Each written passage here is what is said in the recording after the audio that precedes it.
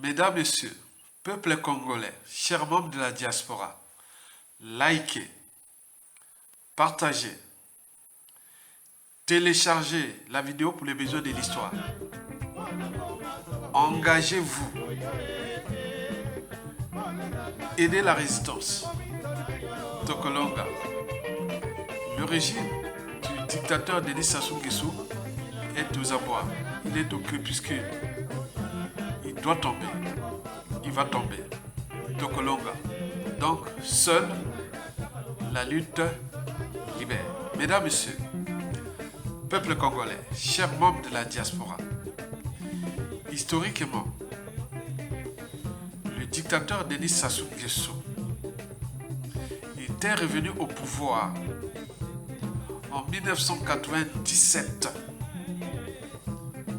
exactement à travers le coup d'État sanglant France Afrique aux 400 000 morts du 5 juin au 15 octobre 1997.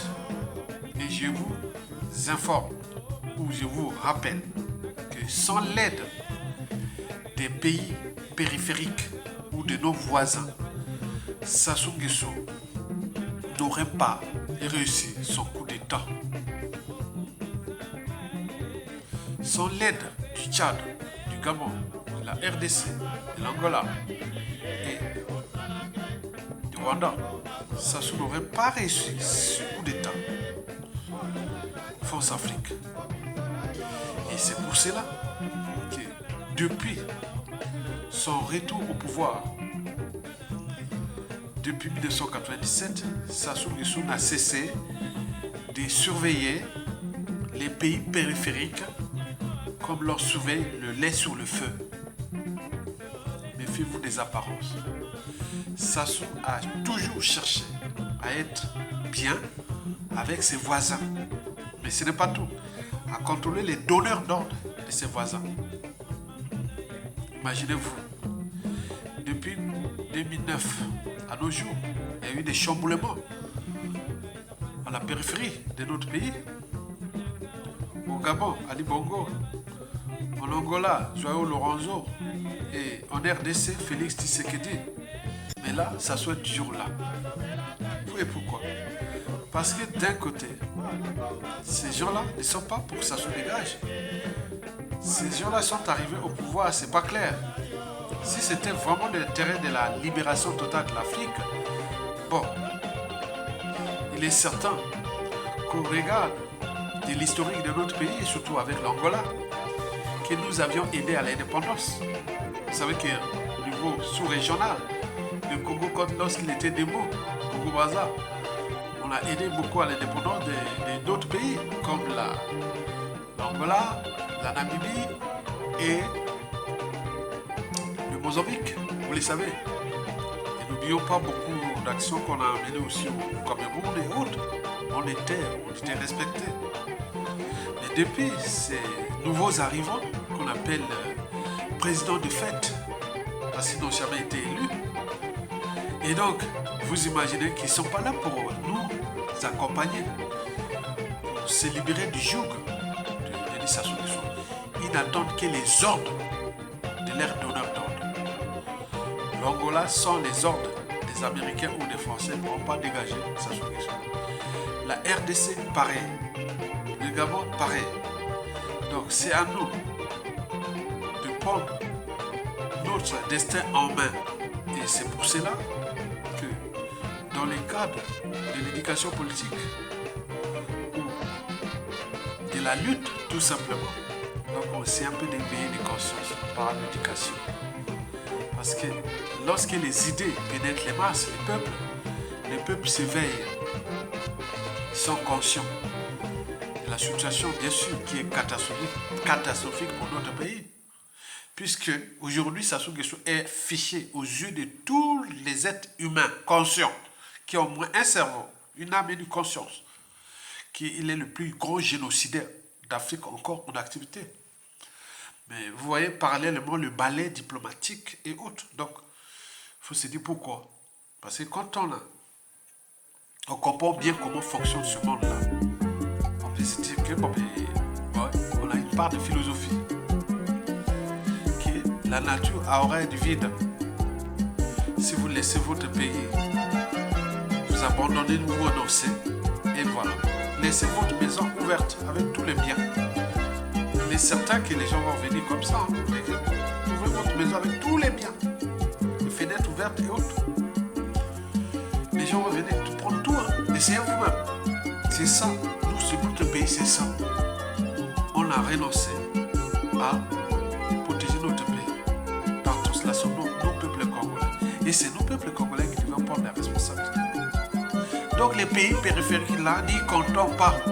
Mais il y a des choses qui se décident et que bon, il faut alerter les Congolais pour comprendre pourquoi les deux imposteurs, Félix Tshisekedi et Denis Sassou Nguesso, son maître, ils sont aux abois et il n'y a pas de Kabor et il y a beaucoup de choses comme ça. Parce que rien n'est immuable. La situation est là, il y a le contexte, il y a des enjeux. Et donc c'est ça que je vais vous expliquer ensemble dans cette réflexion citoyenne, bantou et surtout politique intellectuelle. Et donc je suis là pour nourrir les débats, pour que chacun de vous, au niveau civil, politique et militaire, et voire religieux, du nord au sud, de l'est à l'ouest, dans notre pays, et à l'échelle de la diaspora, puisse comprendre un peu les mécanismes du cheminement vers la chute des Sassou Nguesso. Donc vous devez comprendre que c'est un processus. Le processus, c'est l'ensemble des mécanismes. Mais donc ces mécanismes, il faut des stratégies. Et donc les stratégies que j'ai aujourd'hui, ce sont des stratégies d'alerte et d'éveil des consciences. Pour que chacun puisse prendre les responsabilités à tout instant. Mais le régime Sassou Nguesso est au Kébisco. Et donc il faut en tenir compte de ça. C'est que tout ce qui se chamboule dans la sous-région sont, surtout pour nous les Bantous, sont l'aide ou l'ordre des Occidentaux où ils ne peuvent rien. C'est le paradoxe anthropologique par rapport à l'Afrique de l'Ouest. Ils prennent les décisions tout seuls. Mais nous, on attend les ordres. Donc tous les coups d'État, soulèvements populaires et autres qui se sont passés en Afrique centrale, c'est toujours sous ordre. Soit de la force africaine, soit de l'Occident, soit de point. Donc c'est misérable, c'est malheureux. Mesdames, Messieurs, peuple congolais, chers membres de la diaspora, je vous informe que dans le cadre géopolitique, c'est-à-dire de la géographie de la politique de notre pays, avec nos voisins, et en particulier avec la République à démocratiser du Congo, la RDC, et de la géostratégie, c'est-à-dire de la diplomatie géopolitique de notre pays avec les partenaires de la RDC. Nous avons du géopolitique avec la RDC. Nous avons du géostratégie aussi avec la RDC. La RDC a ses partenaires qui donnent les ordres. Chine, Russie, Occident, Américain, France, Afrique, Belgique et autres. Donc il y a ça. Donc, nous devons surveiller ses voisins. Ce voisin et leur donneur d'ordre comme on surveille les lait sur le feu. Parce que ça peut nous aider à tout instant. Et je vous informe que toute cette surveillance-là, elle est en fonction déjà de la situation des deux pays et du contexte actuel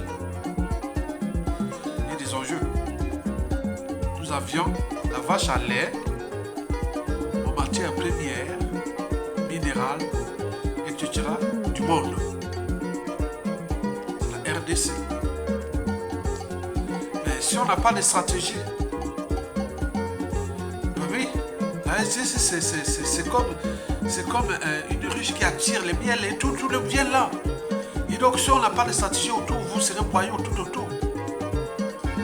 Comme ils ne savent pas se défendre, la RDC, ce sont des Bantous, ils ne savent pas se défendre. Ils sont incapables de défendre les riches pays. Et tous les boucs émissaires, partout, non, ils sont incapables. C'est les Bantous. Nous sommes les Bantous. Mesdames et messieurs, peuple congolais, selon les sources que je dispose de notre pays, dans notre pays, j'en ai aussi en RDC, j'en ai aussi en Angola, j'en ai aussi au Cameroun, au Gabon, j'ai des sources là-bas, très bien, je suis très bien informé. Je suis très bien informé, toute la périphérie, sauf le Rwanda. Aujourd'hui, c'est sauf le Rwanda, mais tout autour de la... Je suis très bien calé, très bien informé, trop bien. Donc, comme disait Albert Einstein, le secret de la créativité est toujours de garder vos sources. Donc, je ne veux pas exposer mes sources. Ils sont nombreuses. Vous savez que ça peut champignon au Congo. Ils sont en vie. Donc, on va négocier avec le RDC, le Cola, l'Afrique centrale et plein de choses comme ça. Donc, on doit être informé. Pour celui qui veut diriger ce Congo-là, Brazzaville, il doit surveiller les périphériques, pas seulement contre Sassou Nguesso, mais pour la suite. On est d'accord? On regarde ce qui se passe en Afrique de l'Ouest. On est d'accord? Où les pays périphériques, on a été utilisés pour porter les uns contre les autres. Donc il faut surveiller ça. Mesdames et messieurs, peuple congolais. Donc selon ces sources, il y a des risques de coup d'État et ou d'assassinat de Félix Antoine Tshilombo Tshisekedi et de Denis Sassou Nguesso aussi.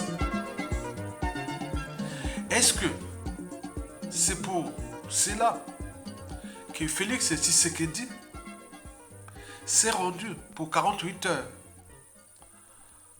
à Oyo en toute urgence chez l'ogre des bords de la Lima, les neurones tropicales, ces individus-là, que l'on ne rencontre qu'une fois tous les 2000 ans dans une société ou nation donnée, ces coquilles vides-là, qui seront toujours au service du mal, de la haute trahison, de l'imposture, de l'injustice, de l'oppression, des crimes, de la barbarie et des génocides, comme les cas du poids lourd que nous avions dans notre pays, Denis Sassou Nguesso. C'est tous les questionnements. Est-ce que Félix Tshisekedi est parti en toute urgence? On dit officiellement qu'il est convoqué par Sassou Nguesso ou invité par Sassou Nguesso et autres. Mais il y a panique. Les deux sont en panique. Il y a panique. Mesdames et messieurs, peuple congolais, chers membres de la diaspora, je vais ici vous éclairer sur l'état d'esprit de ces deux imposteurs, sur leur situation politique, du contexte politique actuel et des enjeux. D'abord, d'ici, les présidentielles problématiques, improbables, en République démocratique du Congo en décembre 2023. Des sources du pays, de la RDC et etc. le Molac sont fiables. Explication. D'abord, l'état d'esprit de ces deux imposteurs. Méfiez-vous des apparences. Elles sont trompeuses. En fait, ces deux imposteurs, coquilles vides, aux traîtres de leurs pays respectifs, c'est-à-dire de la RDC et du Congo-Brazzaville, ces deux imposteurs, et pour le Congo comme pour la RDC, on l'appelle les traîtres. Ces deux imposteurs, Félix Tshisekedi et son grand maître, franc-maçon, Denis Sassou Nguesso, ne savent même plus distinguer le vrai du faux. En apparence, serein, mais en aparté, en secret, ils sont perdus. Ces deux imposteurs sont en méfiance et puis encore en chien de faïence, car ils ne contrôlent pas ou ne cotonne presque plus. La situation, le contexte et les enjeux de leurs donneurs d'ordre respectifs. Pour Félix Tshisekedi de la RDC, il s'agit bien sûr de son parrain, Paul Kagame du Rwanda, Yuri Museveni de l'Ouganda, Joseph Kabila, son prédécesseur, et qui, à partir ou grâce à la commission africaine, l'avait donné ce pouvoir-là comme une vigueur partielle de famille. Et il avait dit, non, mais tu n'as que droit à un mandat. Hein. Ok, bon. Donc tu l'après, on tourne quoi. Mais là, Félix Tshisekedi veut aller au deuxième mandat. Mais non, c'est pas entendu comme ça.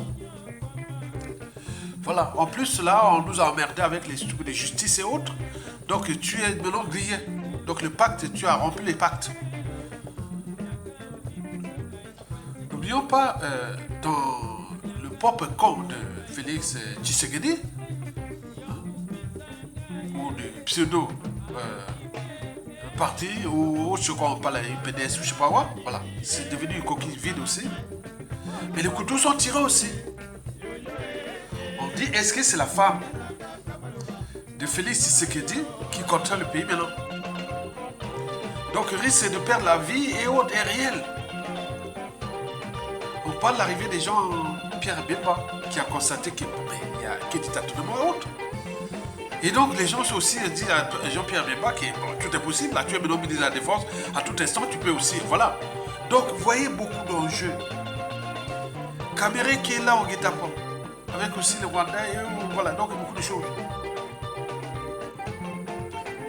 Donc, vous savez que chez nous, on dit souvent, hein, on conseille toujours aux hommes, que lorsque vous avez une femme qui a beaucoup d'amants, ou une femme a fait beaucoup d'enfants avec plusieurs hommes, il faut faire attention. Cette femme-là, parce qu'on risque de se retrouver dans la nasse, dans les guet-apens. C'est un peu comme vous vous retrouvez dans un endroit où il y a trop de proies. Donc trop de proies attire trop de prédateurs. Donc il faut faire attention. Félix Tshisekedi est rentré dans la mafia depuis 2018. Vous savez que vous trouverez tout dans la mafia sauf la sortie. Un mandat. Après, il fallait léguer le pouvoir après. C'est parrains qui ont déjà choisi. Mais là, il y a des embrouilles, il y a cafouillage. Il y a des présidentielles de 2023 là. Et donc, son pouvoir et on appelle ça, sa vie aussi en danger. Donc, risque de coup d'état de palais ou d'empoisonnement, beaucoup, et tout est élevé là. Il doit surveiller sa vie, sa vie, son pouvoir, comme on surveille le lait sur le feu. Donc, ce problème de Félix Tshisekedi vient de ses parents. Et le peuple, s'il voulait aider le peuple, il a facilité que, bon ben écoutez, bon ben, les parents, vous voulez me faire ça, bon ben écoutez, bon ben, je vais là pour laisser le pouvoir à un autre frère compatriote congolais, vrai. Mais là, on ne s'est pas entendu comme ça. Tu ne dois pas prendre le pouvoir et donner à un vrai Congolais qui peut diriger ce pays. Donc tu as un pacte. Tu dois remettre ce pacte à nous parce que nous avions nos parents aussi, qui sont occidentaux, qui sont on les connaît. Ce pays-là ne doit pas être stable. Parce qu'il est trop riche, il a trop d'enjeux. Des matières premières nécessaires aux technologies civiles, militaires et aérospatiales. C'est la vache à lait du monde. Ce pays-là ne doit pas être en paix.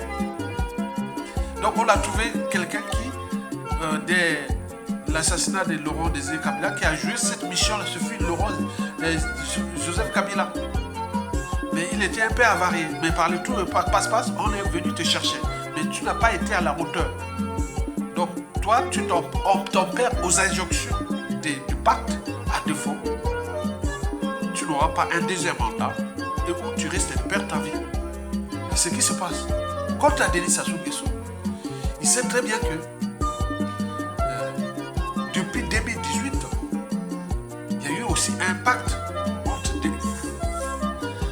Pas France Afrique, pas franc-maçonnique, mais bien sûr que Sassou Nguesso est le grand maître franc-maçonnique de Félix Tshisekedi. Mais c'était un pacte qu'on a qualifié de compromission à l'africaine. Parce que la force Afrique avait peur de perdre Denis Sassou Nguesso. Donc on dit, bon, mais les voisins, si et seulement celui de la RDC, on regarde les tribus Congo, Teke, Gala qui sont aux Alpes. Voilà, à tout instant, on pouvait descendre Sassou Nguesso. Or, la France ne voulait pas perdre le Congo-Brazzaville. Donc il est allé, Jean-Yves Le Drian, les alliés de Sassou Nguesso à l'époque, ils sont allés voir Félix Tshisekedi et tout ce monde-là, ils ont joué qu'on appelait le pacte à l'Africaine. Donc le pacte là, c'était que Sassou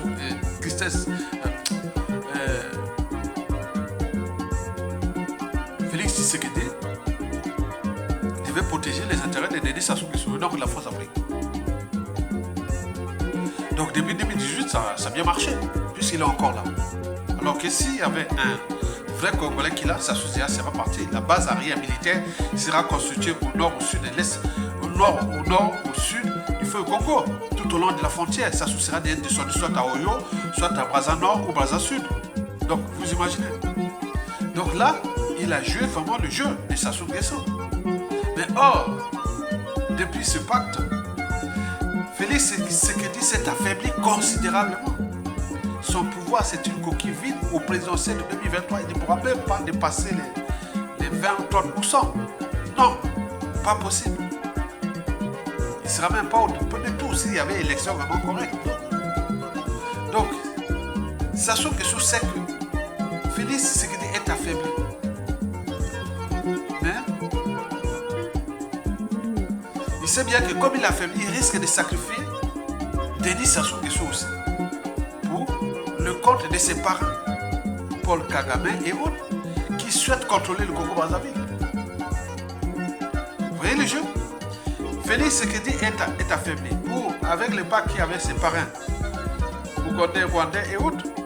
Donc, tu nous aides à se débarrasser de Sassou Nguesso. Et voilà ce qui se passe. Sassou Nguesso est inquiet. Inversement, Félix Tshisekedi aussi. Inversement, Denis Sassou Nguesso, c'est qu'à son tour, Félix Tshisekedi risque de trahir. On te traite. Ah oui, parfois, les voleurs, entre escrocs et tout ça, ils se connaissent leurs des codes. C'est pourquoi ils se surveillent.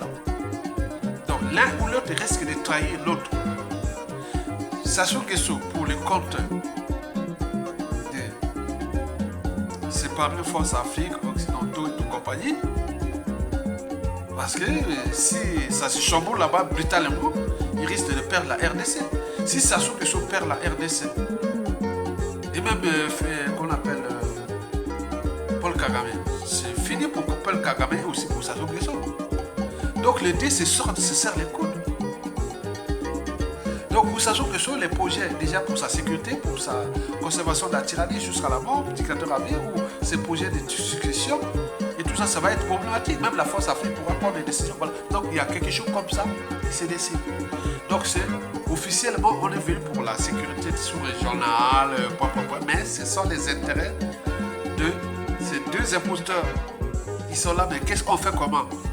Tu es affaibli, tu es une coquille vide, moi aussi. Et voilà mes parrains, voilà tes parrains. On fait comment pour s'arranger? Étant donné que toi, comme moi, on est vomi à 99% par les deux pays. On fait comment? Mais côté ça, ça peut toujours jouer son jeu. Et Félix Tshisekedi un amateur, et donc naïf et autres. Donc on peut les broyer à tout instant. D'où la méfiance et l'esprit de chien de faïence qui sont là. Même on a signalé que le fait d'aller à Oyo là-bas, il risque d'être empoisonné. Là, il dort là-bas à Oyo là-bas. Félix Tshisekedi risque d'être empoisonné là-bas, à Oyo. Facilement. Mesdames et messieurs, peuple congolais, chers membres de la diaspora. Officiellement, on parle de la sécurité de la RDC et sous-régionale. Par exemple, ces derniers jours, on a vu Félix Tshisekedi se comporter vraiment en pigeon voyageur.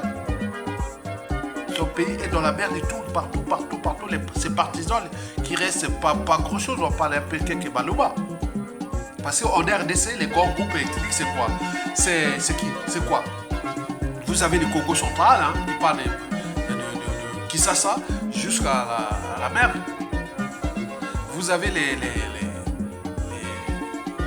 Ngala mélangés avec les Téké qui prennent tout le long du fleuve Congo jusqu'à la frontière avec la Centrafrique. On est bien d'accord? Même une partie du Soudan du Sud. On est bien d'accord? L'Équateur. Mais vous avez les Balouba, hein, du côté de Bushmaï ou de Kananga et tout ça. Mais de l'autre côté, il y a les Chiluba. Qu'on appelle les Swahili. Mais tous ces impacts-là, c'est qu'à 17 géopolitique sous-régionale, aujourd'hui, comment on appelle bon, chez les Bangala, il y a deux individus, il y a Jean-Pierre Bemba et Fayilou qui tiennent oui, on le sait. Maintenant, chez les Swahili, il y a Moïse Katumbi, mélangé avec Kaméré, mais maintenant au Congo central, mais il y a, en ce moment, il n'y a pas grand-chose pour l'instant.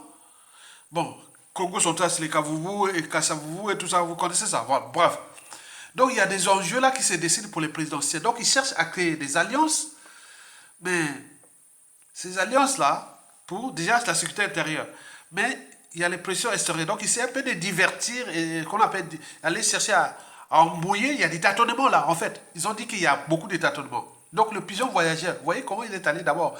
Il venait là du Burundi, Bujumbura, mais soi-disant pour les accords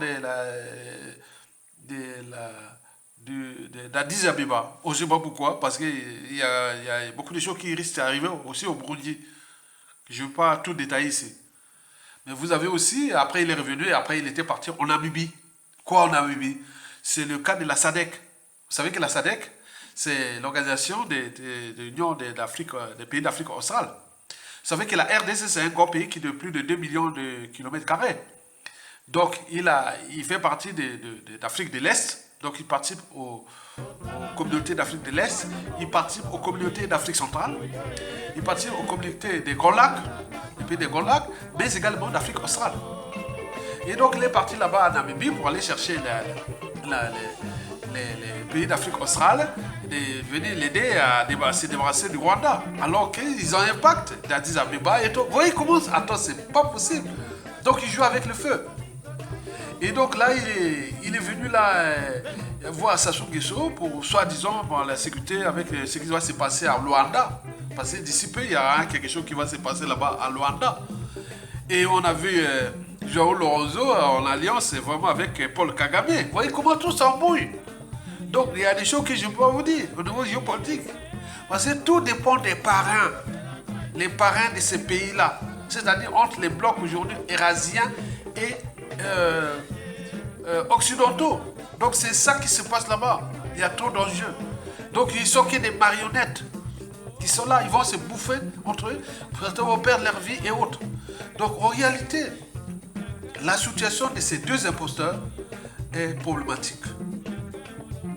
Parce que déjà, je vous ai parlé des présidentielles 2023 et la situation aussi de Denis Sassou Nguesso qui est là, qui est problématique. Et donc, sur ce point-là, les deux risquent de perdre leur vie facilement. On est parti là, suivez ça jusqu'à la fin 2024, à tout instant.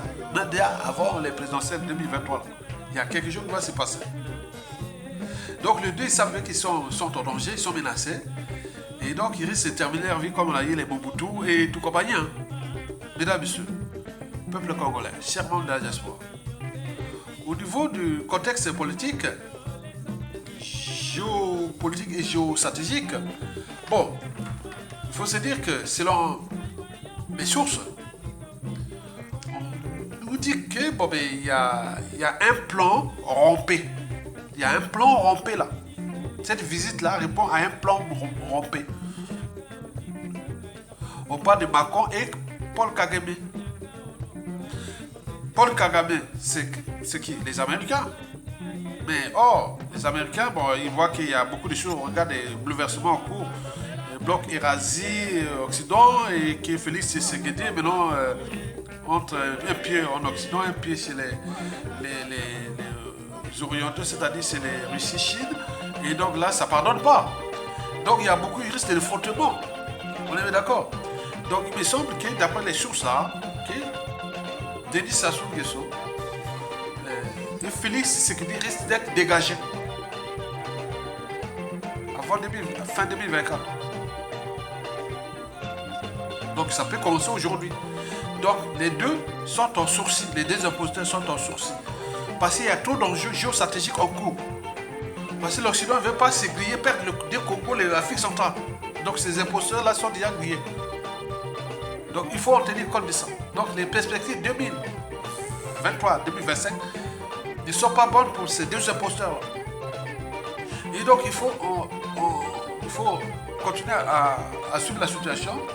Mais pour nous, on se demande est-ce qu'il va placer Kiki ou Jean-Denis Okemba ou un autre individu. Mais pour nous, l'échec sera total. C'est-à-dire si on place Kiki ou Jean-Denis Okemba ou n'importe qui du clan, c'est fini. Hein? On va rentrer dans une période de stabilité, mais c'est vrai, le pays va s'enfoncer, on va arriver dans une... Mais à tout instant, ça peut s'échambrer, voilà, facilement. Puisque au Congo, Brazzaville déjà le clan est divisé. Qui va placer Okemba? Okemba, il y a aussi des ennemis dans le clan, ça se trouve. Et qui va placer Denis Kissé, ça se trouve, il y a aussi des ennemis dans le clan. Donc c'est un clan déjà divisé. Et deux, il y a eu des éléments politiques et militaires dans le Nord. Le Nord, là, depuis le coup d'État de Sassou Nguesso, de 1987. Qu'est-ce qu'il a fait? Il a regroupé tous les Bangala, hein, les Gala et les Teke, pour venir les soutenir contre les Bakongo.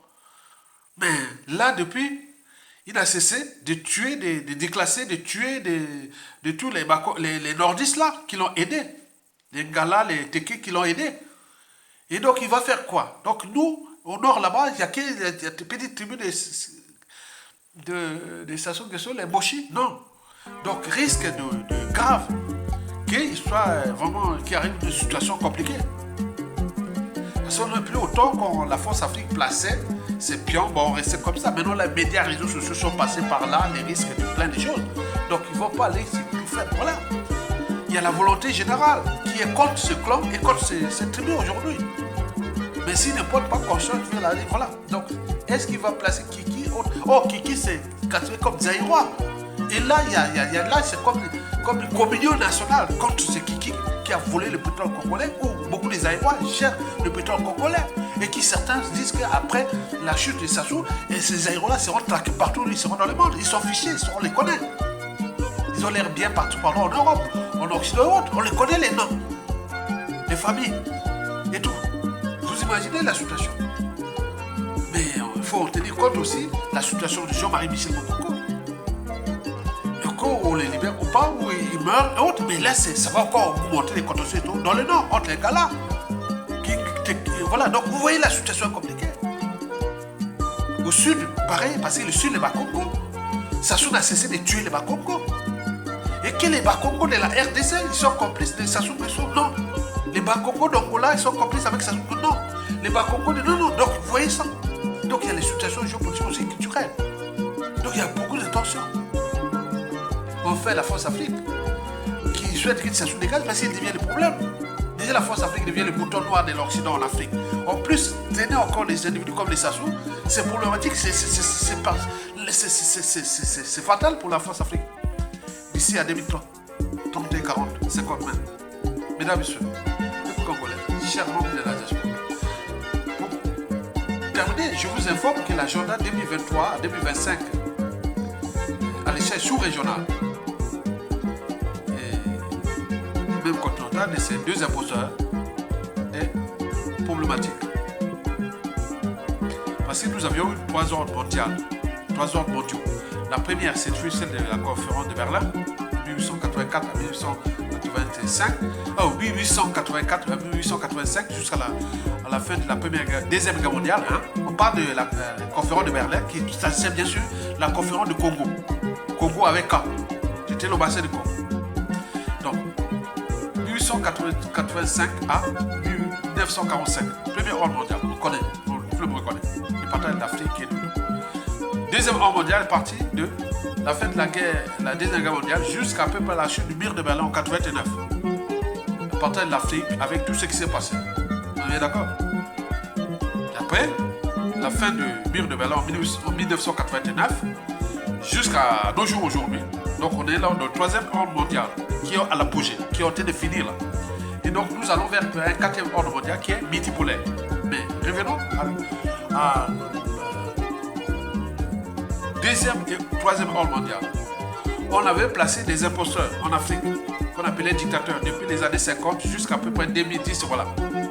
Et ces imposteurs-là ont produit les enfants qu'on appelle voilà, sinon des enfants des imposteurs. Par exemple, les imposteurs, on a vu les dictateurs, les Mobutu, les Sassou Nguesso, les Bongo et tout, voilà, les Yadema, tout ce monde-là, on connaît ces imposteurs-là. Tous sont déjà à la fin. Il n'y en aura pas plus grand-chose. Mais le risque qu'on avait, c'est les enfants de ces imposteurs. Et donc, ils ont produit d'autres imposteurs, comme les Félix Tshisekedi, et les liés comme on a vu qu'on appelle Yadema au Togo, Ali Bongo au Gabon, DDP au Tchad et tout ça, c'est ça. Mais ils sortent à la fin. Donc, c'est les chemins de nord et tout. C'est-à-dire, nous allons voir que la plupart de ce que l'Occident regarde, les bouleversements en cours du monde multipolaire, ils n'auront plus de marre de manière de placer des imposteurs. Déjà, nous, à l'échelon Force Afrique, échec est total. On l'a vu au Togo, c'est dans la merde. On l'a vu au Tchad et au Gabon. Des successions par dynastie. On a voulu placer chez nous Kiki ou au Cameroun avec les points. Peut-être que ça risque de réussir au Guinée équatoriale parce que le gars a travaillé aussi. Il faut le dire qu'il a travaillé. Là, il n'y a pas de standardisation des successions. Mais au Guinée équatoriale, ça a bien travaillé. Mais est-ce que Guinée équatoriale, bon, ils voient ça aussi de bon oeil. Donc, il y a ça aussi. Donc, mais dans tous les cas, les imposteurs là ont échoué. Et donc, ce fils-là, donc, ce que nous allons vivre dans l'espace et le temps, c'est que nous allons voir que les médias réseaux sociaux vont participer activement à la fin de ces imposteurs et de leurs liés d'imposteurs. Et donc c'est vraiment une bonne chance pour nous, pour l'Afrique. Il y a l'espoir. Et deux, la plupart de ces imposteurs-là, dans l'espace et le temps, risquent de perdre grave leur vie. Parce que, avec ce qui se passe, c'est-à-dire avec la standardisation de la justice et autres, comme vous voyez ailleurs, on a fait ça, surtout imposteur. Beaucoup de ces imposteurs peuvent perdre leur vie. Le cas de Félix Tshisekedi va être vraiment un cas d'école. Oui, il perd sa vie. Et beaucoup de choses qui vont se passer. Ali Bongo est déjà paralysé. On sait qu'au Tchad là-bas, ça chauffe. Et au Togo, c'est la fin de ces imposteurs. Et donc, nous allons voir la montée en puissance des vrais Africains qui vont diriger l'Afrique tout au long de ce 21e siècle. Donc, il y a l'ouverture. Donc, nous allons gagner. Donc, likez, soutenez la résistance et partagez la vidéo. La fin de ces imposteurs-là est proche. Et donc, nous allons continuer dans le combat des médias réseaux sociaux, de l'éducation, de l'ensemble de l'engagement et beaucoup de choses comme ça pour que nous sortions de cet état de crise post-esclavagiste, post-colonial occidental. Et pour comme des temps encore, likez, partagez, soutenez la résistance. Pour les peuples congolais de Brazzaville, nous allons dégager sa solution, récupérer notre